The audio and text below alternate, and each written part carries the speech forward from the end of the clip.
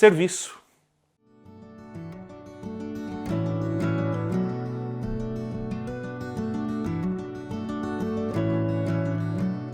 Quando nós falamos sobre disciplinas espirituais, normalmente a gente pensa sobre jejum, oração, leitura da Bíblia, né, o fazer essa leitura diária, falar com Deus. E por quê? Porque a gente está pensando em rotina, em coisas que estão na nossa vida. E a Bíblia mostra que disciplina é isso, né? Disciplina é algo que se torna parte do seu caminhar diário, do seu cotidiano, da sua vida. E é muito importante a gente pensar em disciplina como algo que a gente se condiciona a fazer.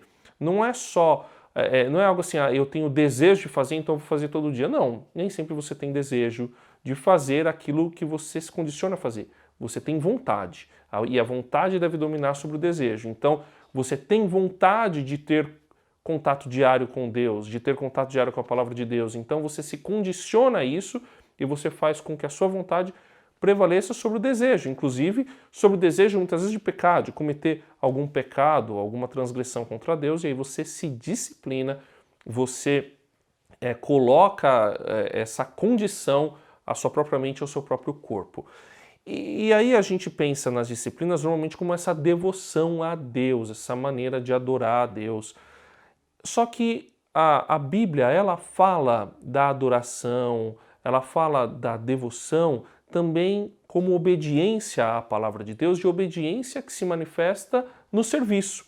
O serviço, normalmente as pessoas colocam como um dom espiritual, né? E realmente a Bíblia apresenta como um dom, mas eu acho que muita gente gosta de pensar no serviço só como um dom porque não quer servir. Porque eu não tenho dom de servir, então eu não vou servir os outros. Eu não vou, assim como tem gente que fala, tem o dom da intercessão, então eu não vou interceder. Quem tem o dom que interceda. Mas a Bíblia coloca essas coisas, a oração e o serviço como disciplinas, como algo que a gente deve se condicionar, mas coloca como um dom também. Então, quando a gente olha alguns textos da Bíblia, algumas listas de dons que tem na Bíblia, como por exemplo, Romanos 12, 7, tem ali vários dons, entre eles o de serviço.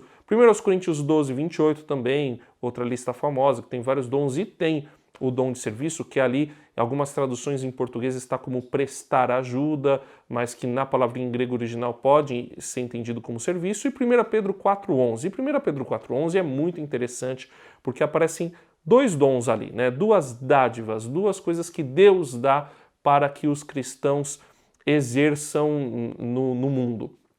E ali é o dom de falar, quem fale, faça-o, e o dom de servir, quem fale, faça-o conforme a proporção da sua fé, a disposição diante de Deus.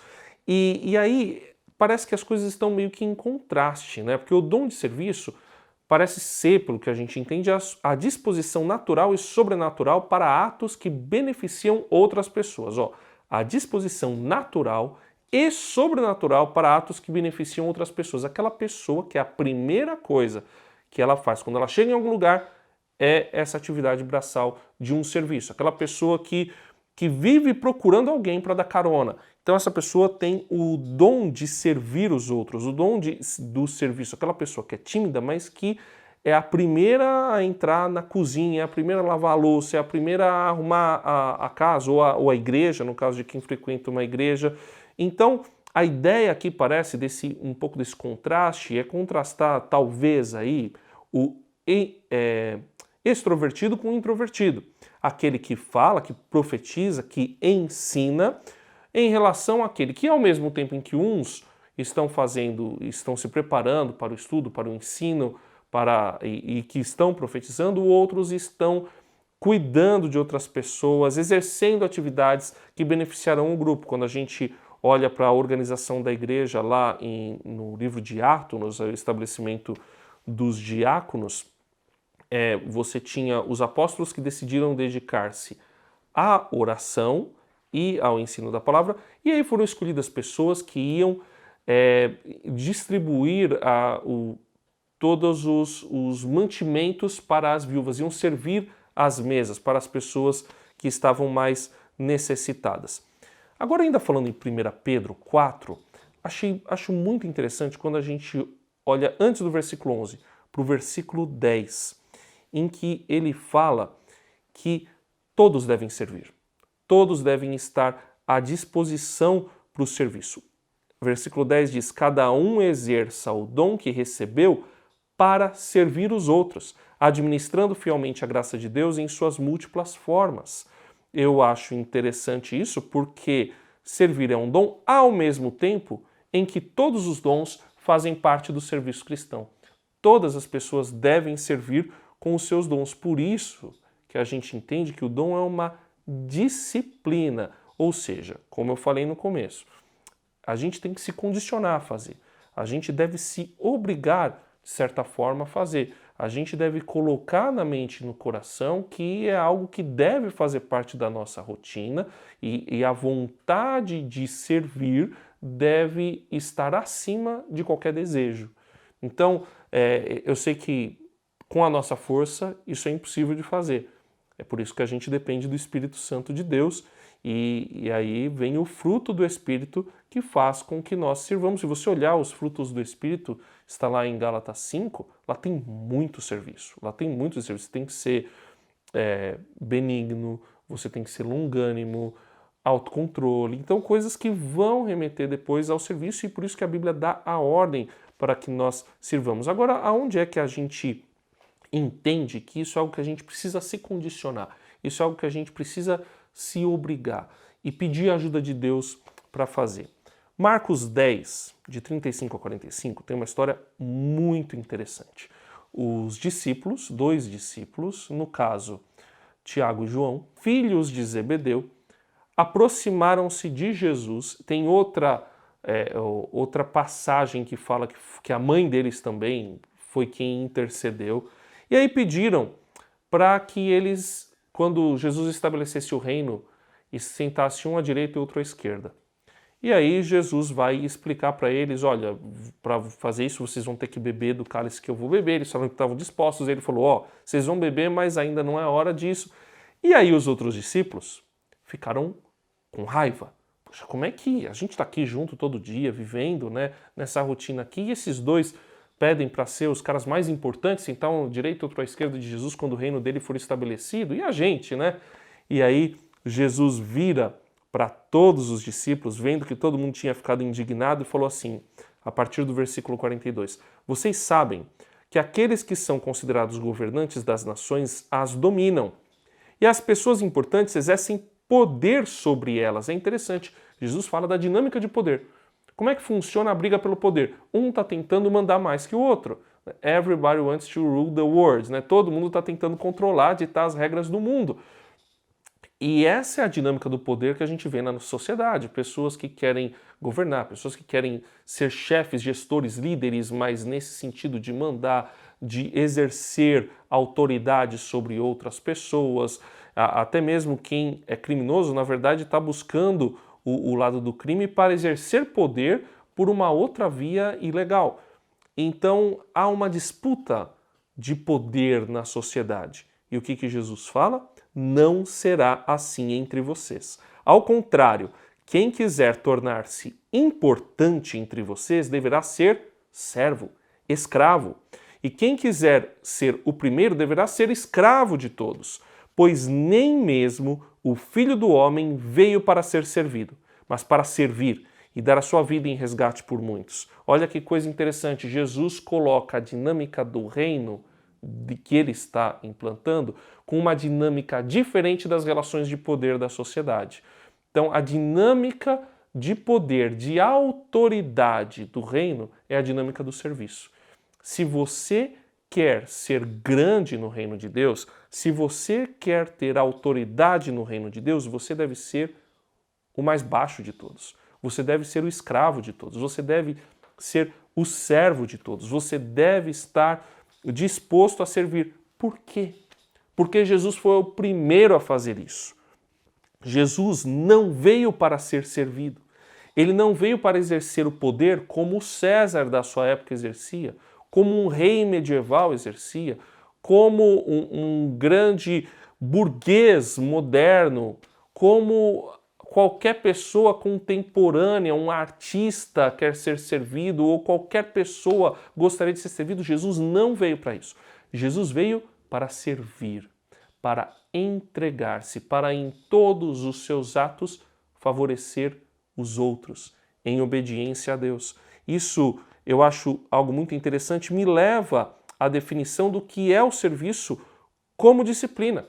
Serviço como disciplina é a postura e o modo de pensar de, em qualquer atividade, priorizar a submissão a Deus e o benefício do outro, frequentemente em detrimento de si mesmo. Eu quero repetir essa frase para você. Serviço como uma disciplina é a postura e modo de pensar de, em qualquer atividade, priorizar a submissão a Deus e o benefício do outro, frequentemente em detrimento de si mesmo. Tem outros textos que reforçam essa ideia?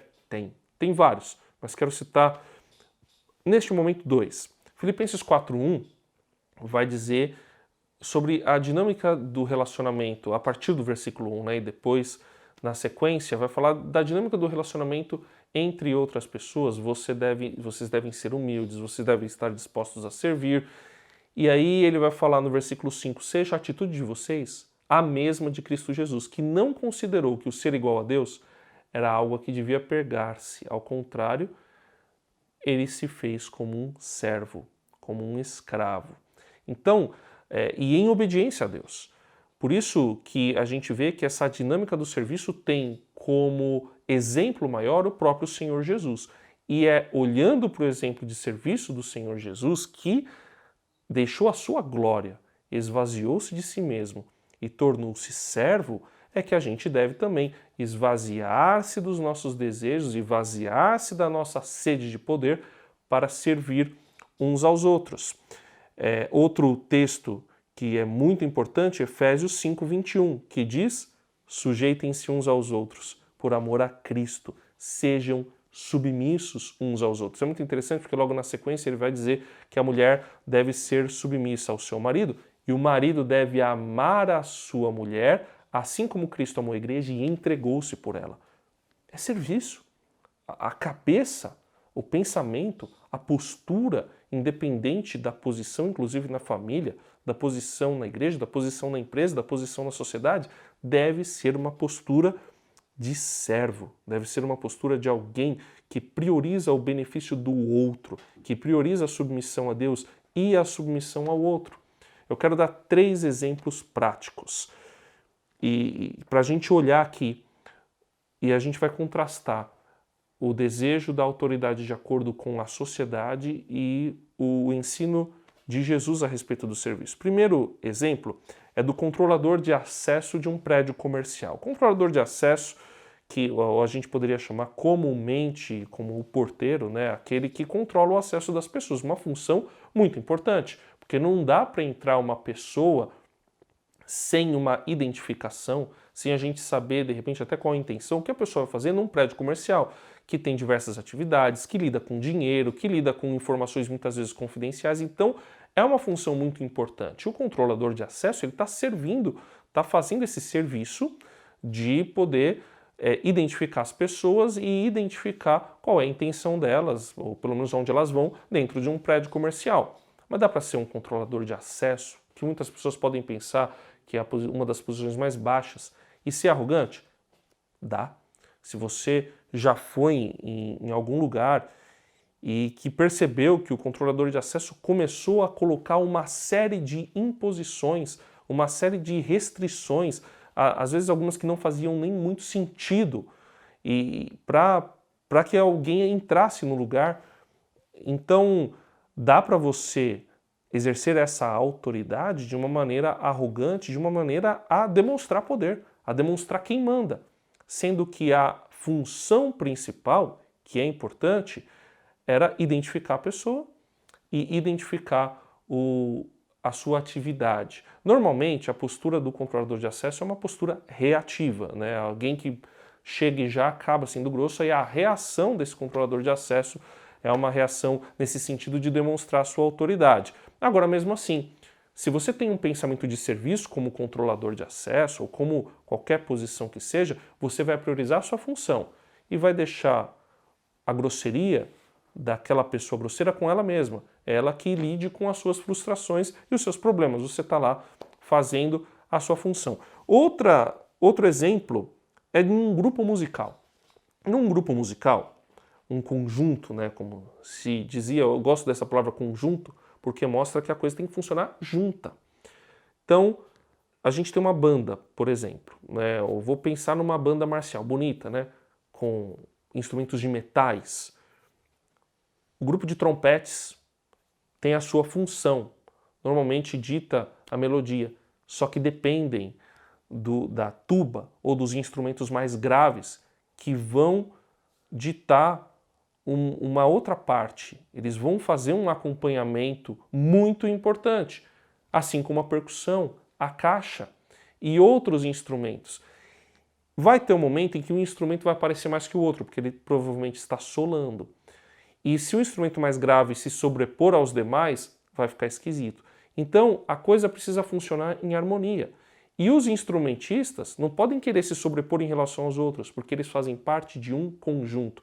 Por isso, num conjunto musical, precisa existir essa noção de serviço de que eu vou precisar tocar em função do outro, auxiliar o outro a também brilhar para que assim fique harmonicamente legal, para que assim tudo soe como um conjunto, porque é isso que torna uma banda algo bonito de se ver, assim como um coral.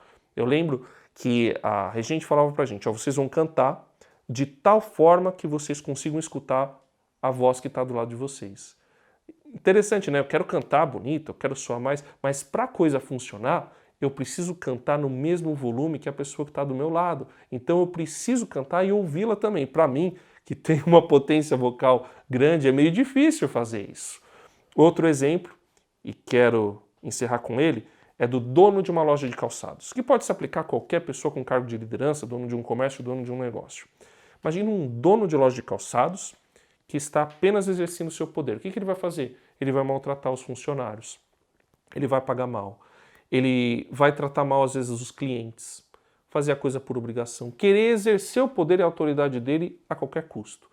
Quando o dono da loja de calçados tem a motivação de servir o outro, ele vai tratar bem seus funcionários e com isso ele vai criar um bom ambiente de trabalho e manter mais funcionários, ter menos rotatividade. Ele não vai querer enganar o cliente, ele vai querer vender por um preço justo, por um preço que ele também consiga pagar as contas, mas vai servir aos clientes com um bom produto num preço justo, que consiga ajudar todo mundo. Ele vai pensar no todo. Isso é serviço.